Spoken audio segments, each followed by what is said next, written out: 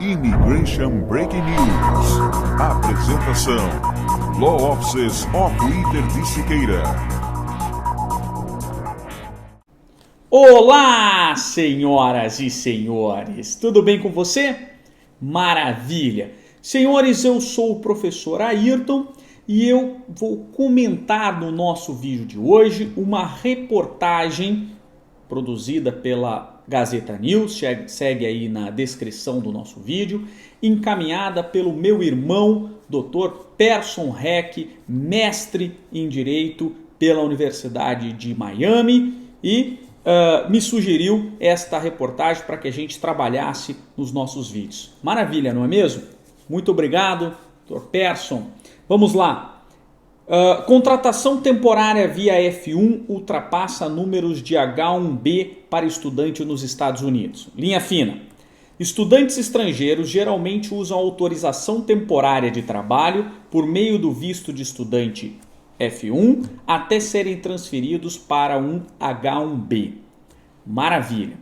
Senhores, quando a gente começa nessa área de imigração, ela é uma sopa de letrinhas, né? Na realidade, nós temos aí cerca de 187 tipos de vistos para os Estados Unidos e eles são divididos em letras para facilitar a vida da imigração, não a nossa, né? Porque é muita coisa para a gente saber de tudo, não é mesmo? Então vamos lá, o que diz esta reportagem de uma maneira bastante interessante? Então, basicamente, os estudantes que querem trabalhar nos Estados Unidos, ao invés de utilizarem o visto H1B, que é um visto temporário de trabalho, estão optando numa exceção normativa que é o F1, que é o visto de estudante e emprego. Muitas pessoas chamam o F1 de visto de estudante, mas ele é estudante e emprego, como diz a legislação que regulamenta esse visto. Então vamos lá, o que está acontecendo para a gente entender? Bom, a legislação americana prevê um visto temporário de trabalho chamado H1B. O H1B ele tem três categorias, o H1B, o H1B2 e o H1B3. Basicamente divididos na seguinte categoria. O H1 são profissionais que exigem uma habilitação especial, um curso de bacharel para se habilitar numa vaga. Então, por exemplo, um engenheiro, um fisioterapeuta especializado, um engenheiro especializado, um enfermeiro especializado, ou seja, uma vaga que exige um profissional que tem um nível de bacharel e este candidato, ele alienígena, este candidato que mora fora dos Estados Unidos, que não tem uma residência permanente nos Estados Unidos, ele se habilita a essa vaga. Tendo essa formação, exercendo essa função por um determinado tempo e sendo certificado para exercer essa função no estado que ele vai exercê-la. Então, por exemplo, se é em Nova York, ele tem que ter a habilitação para exercer em Nova York. Então, é um visto temporário de trabalho. Esse visto é bastante interessante porque ele é via de regra até 3 anos, mas ele pode ser estendido até 6 anos. Joia? Então é um visto que você pode permanecer nos Estados Unidos trabalhando temporariamente por até 6 anos. O H1B2 é para um profissional de uma linha de pesquisa específica no Departamento de Defesa e o H1B3 é para modelos de fashion, né? De passarela ou artigo, mas tudo tem requisitos para que você possa preencher. Mas o grande ponto desse visto é que ele é um visto complexo. Então você que é fisioterapeuta, você que é enfermeiro, são profissões, engenheiro, profissões que estão necessitando nos Estados Unidos e não há profissionais. Você abre os jornais americanos de vaga de emprego, tá todo dia vagas de emprego desses profissionais que não são preenchidos. Por quê? Porque não há profissionais para preencher essa vaga nos Estados Unidos. Então, esse que é o grande ponto desse visto. Porque, via de regra, a legislação americana tem que fomentar o trabalho para quem está nos Estados Unidos.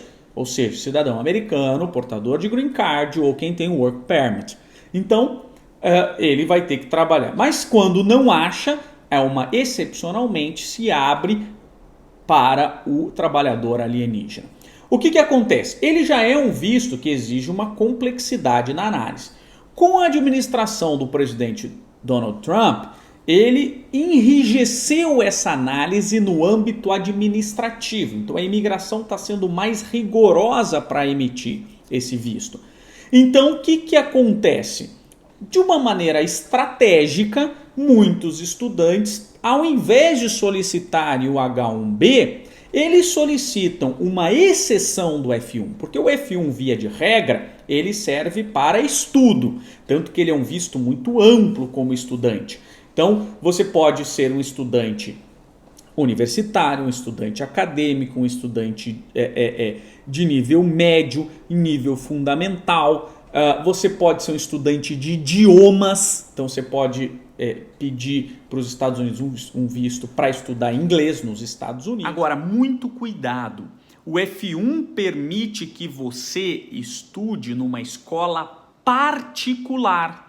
Não pode ser escola pública. Então, muitas pessoas pensam que podem vir aos Estados Unidos com visto F1 para estudar inglês e colocar seus filhos numa escola pública americana, numa elementary, middle ou high school. Não pode. E é muito caro. Uma escola particular nos Estados Unidos, depende obviamente da escola, custa em torno de $30 mil por ano. Então tem que tomar muito cuidado nesse planejamento. Embora o visto F1 seja um visto bastante versátil, ele não permite que você trabalhe. Essa é a regra, né? Você não pode trabalhar no primeiro ano. Só que cuidado, porque ele é um visto muito amplo, isso não serve para quem está, por exemplo, fazendo idiomas. No primeiro ano, ele permite que você trabalhe no campus, né? Lá da graduação, por exemplo. Joia? Agora, a partir do primeiro ano, ele vai permitir algumas condições de emprego. Na verdade, 3. Treinamento prático curricular, daquilo que você estava estudando.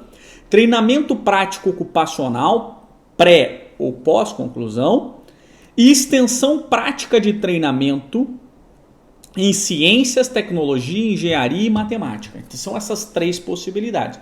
Mas é uma estratégia bastante interessante. Ao invés de você ir buscar um H1B num primeiro momento, que exige uma complexidade de análise maior e que a imigração tem sido mais rigorosa, alguns estudantes estão então optando pelo F1, faz essa entrada, porque o F1 permite que você, inclusive, vá aos Estados Unidos como turista, joia, B1, B2, e depois você migra para um visto de estudante, F1.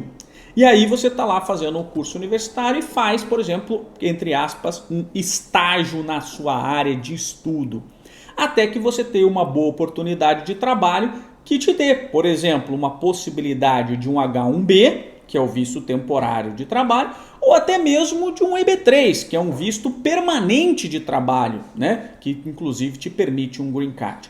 Então essa reportagem da Gazeta News faz muito sentido, porque é uma estratégia migratória que as pessoas estão utilizando em virtude do enrijecimento da análise feita pela imigração. Tranquilo, senhores? Fácil, médio, difícil? Facílimo, não é mesmo? Senhores, muito obrigado pela atenção de vocês e eu parabenizo a todos pela busca do conhecimento. Um grande abraço para você e até o nosso próximo vídeo. Até mais.